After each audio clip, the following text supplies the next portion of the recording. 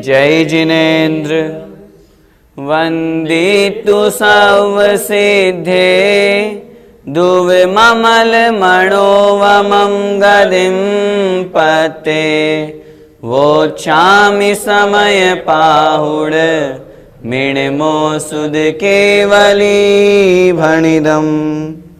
पंच परमेष्ठी भगवान की जय हो। समयसार जी महान ग्रंथादिराज का निर्जराधिकार चल रहा है।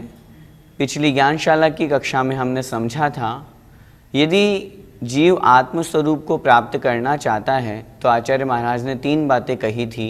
वह अपने आत्मस्वरूप में तल्लीन हो, अपने ज्ञान स्वरूप में ही संतुष्ट हो और उसी में तृप्त होता है, तब वह परम सुख को प्राप्त करता है।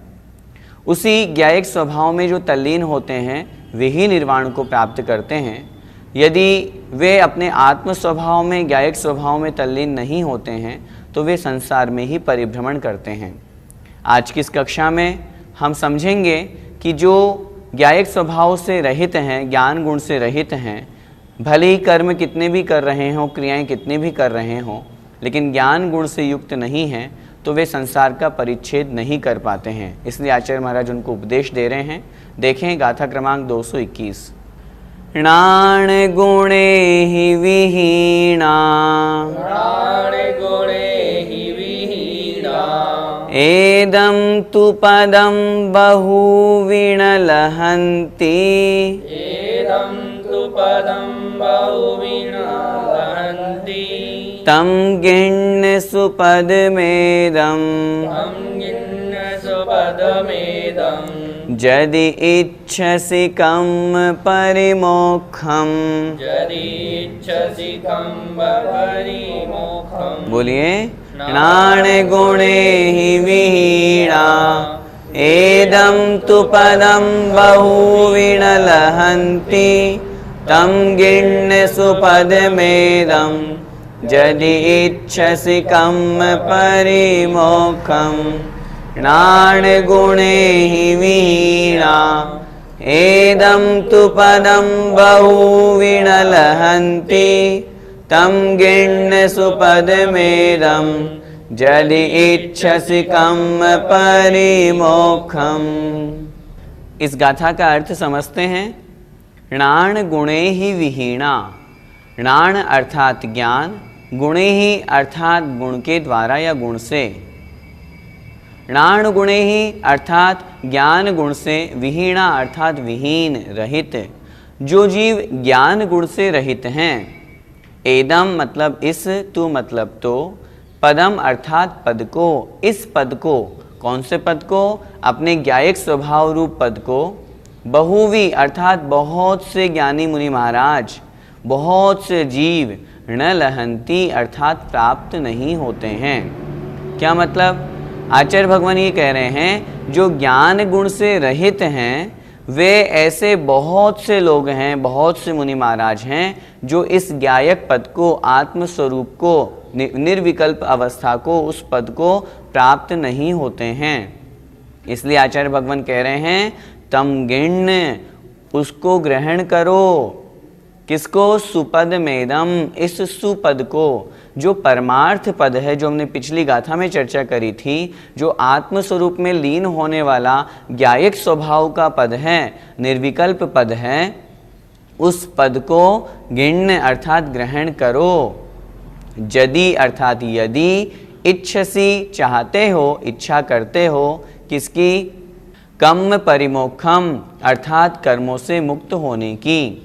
यदि कर्मों से मुक्त होने की इच्छा करते हो तो क्या करो? उस परम पद को, जो सुपद है, परमार्थ पद है, ज्ञायक स्वभाव रूप आत्म पद है, उसको ग्रहण करो।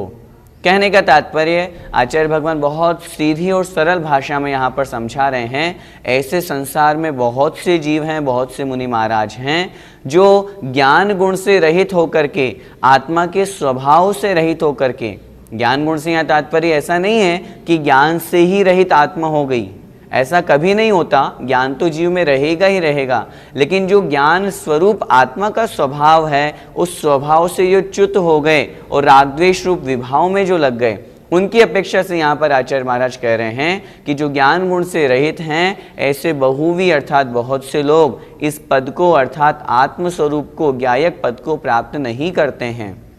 इसलिए यदि कर्म परिमोक्षम इच्छसि, यदि तुम कर्मों से परिमुक्त होना चाहते हो, कर्मों से छूटना चाहते हो, तो सुपद मेदम गिण्य, इस सुपद को अर्थात जो परमार्थ पद है, परमात्म पद है, ज्ञायक स्वभाव वाला पद है, इस पद को ग्रहण करो। आचार्य महाराज बड़ी करुणा के साथ में हमें उस बात की शिक्षा दे रहे हैं, उन सब से छूटो। कर्मों से मुक्त होना हर जीव चाहता है, संसार से छूटना हर व्यक्ति चाहता है, लेकिन उस चाहने मात्र से काम नहीं बनेगा। चाहते हैं तो क्या करें? हम उस परम पद को प्राप्त करने का प्रयास करें, उस परम पद को ग्रहण करें, जो परम पद ज्ञायक पद है, आत्मस्वरूप पद है, अर्थात शुद्धोपयोग, वीतराग, स्वसंवेदन, निर्विकल्प अवस्था, उस पद को ग्रहण करें। आइए गाथा का भावार्थ देखें। हे आत्मन, यदि तू कर्मों से सर्वथा मुक्त होना चाहता है तो उस निश्चित ज्ञान को ग्रहण कर, क्योंकि ज्ञान गुण से रहित बहुत पुरुष अनेक प्रकार के कर्म करते हुए भी इस ज्ञान स्वरूप पद को नहीं प्राप्त होते हैं। इसलिए ज्ञान स्वरूप पद को प्राप्त कर लिया तो निश्चित है कर्मों से छुटकारा मिलेगा ही मिलेगा, और जब कर्मों से छुटकारा मिल जाएगा तो मोक्ष अर्थात सिद्ध अवस्था प्राप्त होगी। भैया जी, ज्ञान शब्द से यहाँ क्या समझना है?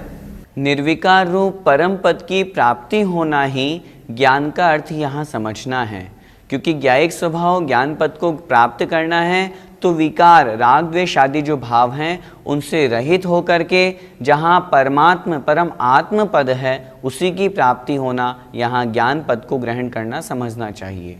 भैया जी, ज्ञान गुण से रहित मुनि कैसे होते हैं? जो मुनि महाराज तपश्चरण तो करते हैं, लेकिन जिन्हें आत्मज्ञान नहीं है, जिन्हें स्वसंवेदन नहीं है, वे मुनि महाराज कहलाते हैं ज्ञान गुण से रहित मुनि महाराज। मैंने आपसे अभी पहले भी निवेदन किया, ज्ञान गुण से रहित होने का तात्पर्य ऐसा नहीं है कि आत्मा में से ज्ञान ही पूरा समाप्त हो गया। यहाँ ज्ञान गुण से तात्पर्य जो भी हमने समझा, निर्विकार होकर के निर्विकल्प समाधि, परमात्म पद, वो ज्ञान पद या ज्ञान गुण हमें ग्रहण करना है। उससे रहित मुनि महाराज जो शुभोपयोग में हैं, तपश्चरण आदि कर रहे हैं, जिन्हें स्वसंवेदन नहीं है, जो आत्मानुभव नहीं कर रहे हैं, उन मुनि महाराज को यहाँ पर ज्ञान गुण से रहित मुनि की कोटि में लिया गया है। भैया जी, ज्ञान गुणगत होना और शुद्धोपयोग में क्या अंतर है? ज्ञान गुणगत कहें या शुद्धोपयोग कहें, स्वसंवेदन कहें या फिर स्वरूपाचरण कहें, परम समाधि अवस्था कहें या फिर निर्विकल्प अवस्था कहें, ये सब पर्यायवाची हैं। ज्ञान गुणगत होने का तात्पर्य है ज्ञान गुण किसका? आत्मा का गुण, जो वास्तविक गुण है उसको प्राप्त हो जाना, अर्थात आत्मलीनता होना। शुद्धोपयोग में भी यही होता है। निर्विकार, राग द्वेष आदि विकार भावों से रहित होने पर वही अवस्था होती है। स्वरूपाचरण, अपने स्वरूप में, अपने स्वभाव में आचरण करना, उसमें तल्लीन होना। वीतराग, सम्यक दर्शन, जहाँ पर सम्यक दर्शन, ज्ञान और चारित्र तीनों अभेद है, अलग अलग नहीं है, क्योंकि वहाँ पर राग का अभाव हो गया। अभेद रत्नत्रय जहाँ प्रकट हो जाता है। स्वसंवेदन, आत्मानुभव जहाँ पर होता है, अथवा यूँ कहें जहाँ 11वें 12वें आदि गुण स्थान में शुद्धोपयोग तो है ही, शुक्ल ध्यान जहाँ आत्मा की प्रतीति होती है, ये सब एकार्थवाची हैं। निर्विकल्पता जहाँ होती है, कोई विकल्प नहीं, किसी तरह का बाहरी कोई विकल्प नहीं है, कोई संकल्प नहीं है, कोई विचार नहीं है, सिर्फ आत्मा के द्वारा, आत्मा में स्थित होकर के आत्मा का ही जहाँ पर ध्यान किया जाता है, आत्मा में ही लीन हुआ जाता है, उसे ही यहाँ पर शुद्धोपयोग अथवा ज्ञान गुणगत पद कहा गया है। भैया जी, ज्ञान गुण की प्राप्ति की आवश्यकता क्यों है? यदि ज्ञान गुण की प्राप्ति नहीं होगी तो जो हमारा लक्ष्य है मोक्ष प्राप्ति का, वो कैसे मिलेगा?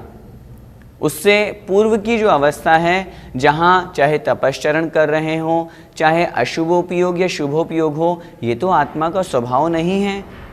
शुद्ध परिणाम ही आत्मा का स्वभाव है और वो होगा तभी तो मोक्ष प्राप्त होगा। आज तक जितने जीवों ने मोक्ष पद को प्राप्त किया है, ज्ञान गुण को अपने अंदर धारण किया है, ज्ञान गुण में वो तल्लीन हुए हैं, आत्मानुभव उन्होंने किया है, शुद्धोपयोग निर्विकल्प समाधि जो भी हमने पहले चर्चा करी, उस पद को उन्होंने प्राप्त किया है, तब जाकर के मोक्ष को प्राप्त किया है। ऐसे नहीं कि घर में बैठे बैठे ही उनको मोक्ष मिल गया बिना मेहनत किए। उन्होंने ज्ञान गुण को अपने अंदर धारण किया है, इसलिए उसके बिना मोक्ष संभव नहीं है। आचार्यों ने लिखा है ये तो अमृत के समान है। जिस प्रकार प्रत्येक व्यक्ति हर जो अपने लक्ष्य है उसको प्राप्त करना चाहता है और उसकी प्राप्ति की तरफ वो कदम बढ़ाता है, ठीक उसी प्रकार हमारा लक्ष्य मोक्ष प्राप्ति है, इसलिए हमें ज्ञान गुण की आवश्यकता तो है ही सही। भैया जी, क्या बाह्य तपश्चरण सब व्यर्थ हैं?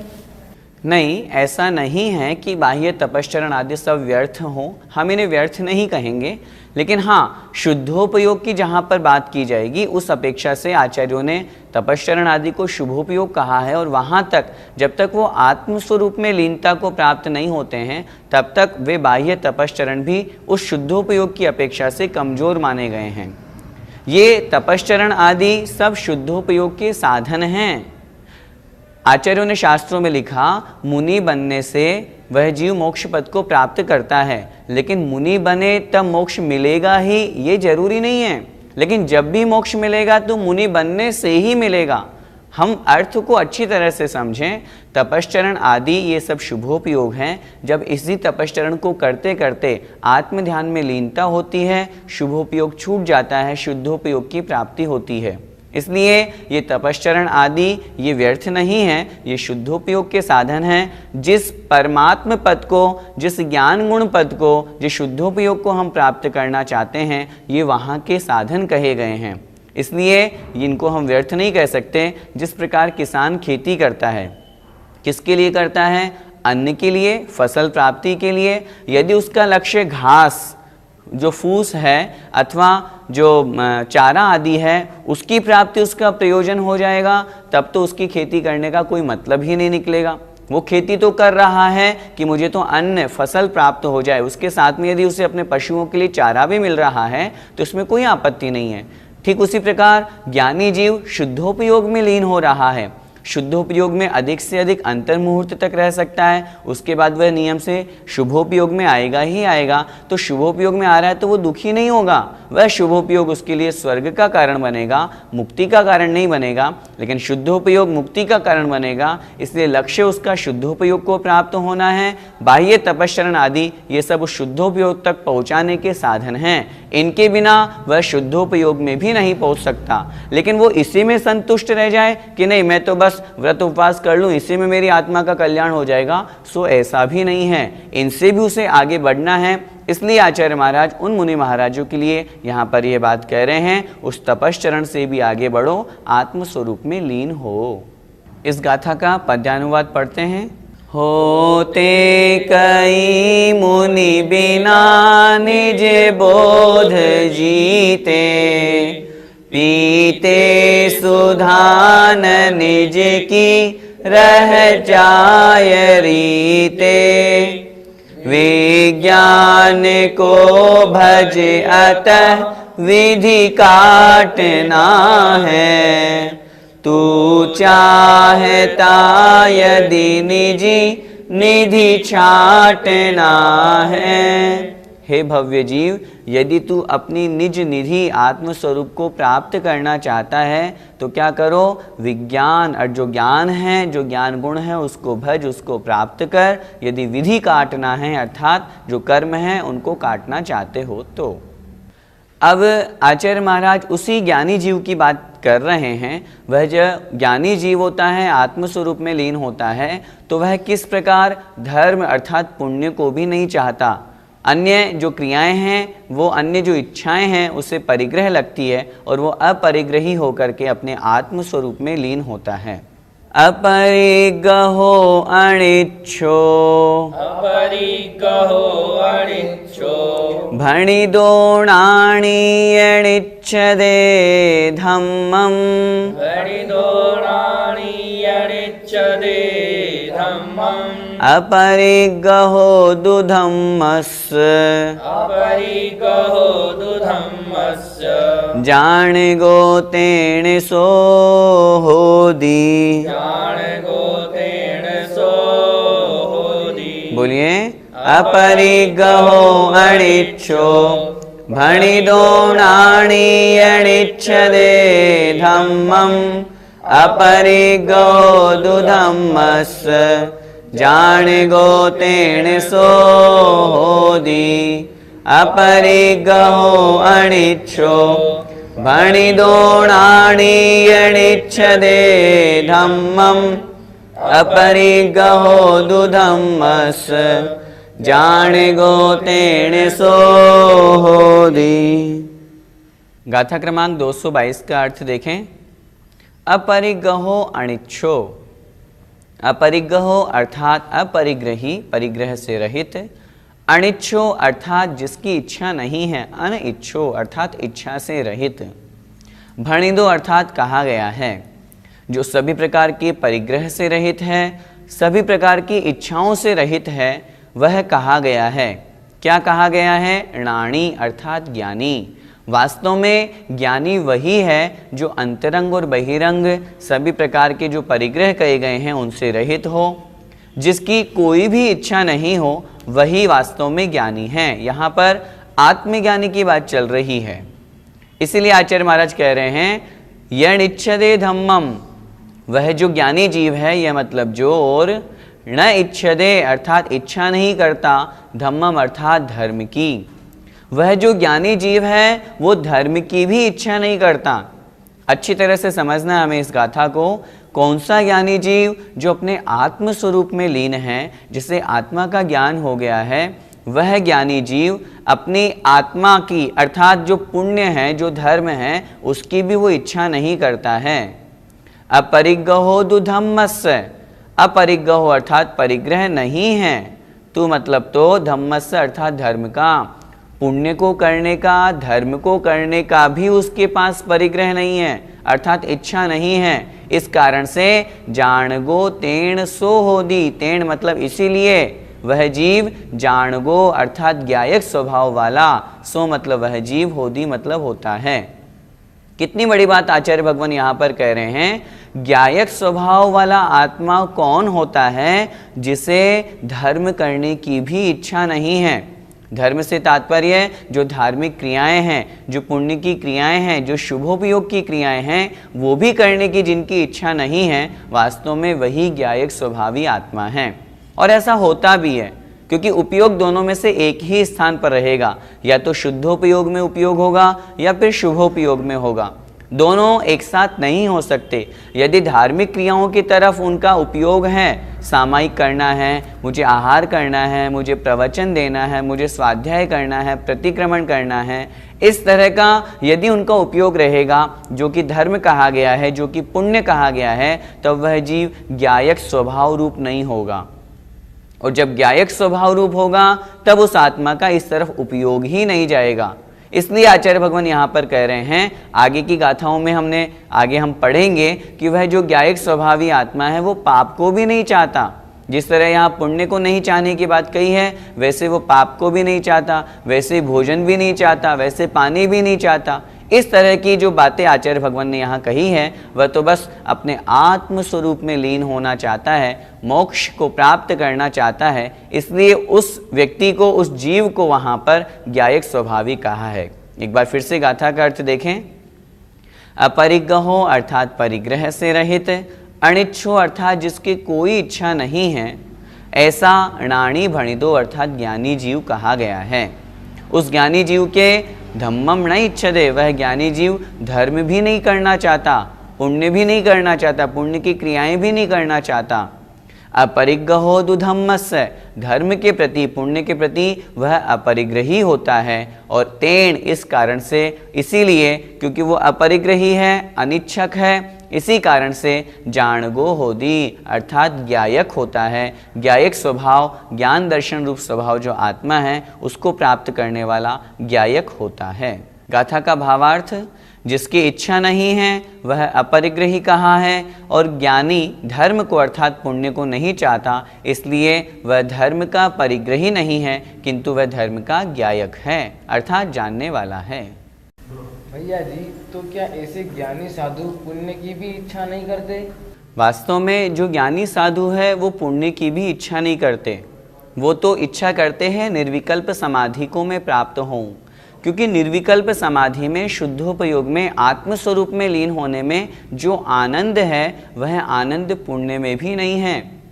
इसलिए पुण्य की क्रियाएं तो करते हैं, लेकिन वह यह सोचते हैं कि मैं कब इससे हटूं और आत्मा के आनंद को प्राप्त करूं। साधु बन गए, मुनि बन गए, लेकिन यदि पुण्य की क्रियाओं में ही अटक गए, उनके लिए समय सारजी में आचार्य भगवान ने पदे पदे हर गाथा में यह उपदेश दिया है, यही मत अटको, ये तुम्हारा स्वरूप नहीं है। आत्मा का स्वरूप ज्ञान दर्शन रूप है। मुनि क्यों बने हो? आत्म स्वरूप में लीन होने के लिए बने हो, उस तरफ तो आगे बढ़ो। इसलिए वे ज्ञानी जीव पुण्य की भी इच्छा नहीं करते। आचार्य श्री को देखो, किसी भी तरह का कोई विकल्प नहीं, शुभोपयोग में भी रहते हैं तो बहुत कम बोलना, बहुत कम विकल्प करना, बस एक ही भावना, मैं शुद्धोपयोग को प्राप्त होऊं। वास्तव में ज्ञानी की यही पहचान है।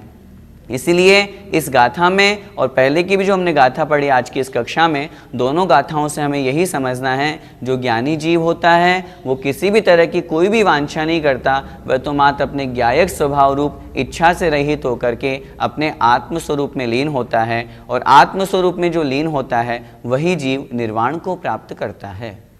इस गाथा का पद्यानुवाद पढ़ते हैं। धर्मानुराग शुभ राग शुभोपयोग,